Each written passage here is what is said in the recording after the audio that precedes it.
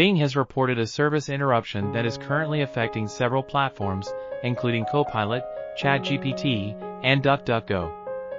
This interruption is causing disruptions in the availability and functionality of these services, impacting users' ability to access information and utilize the features provided by these platforms.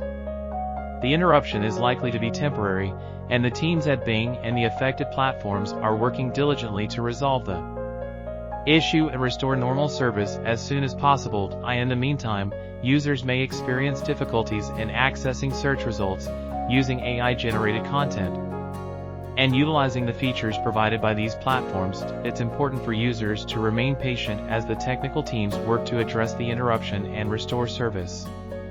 In the meantime, alternative search engines and AI platforms may be used to mitigate the impact of the service interruption. Updates on the status of the service interruption and efforts to resolve it can be found on the official websites and social media accounts of Bing, Copilot, ChatGPT, and DuckDuckGo. Users are encouraged to stay informed and seek alternative solutions as necessary while the interruption is being addressed.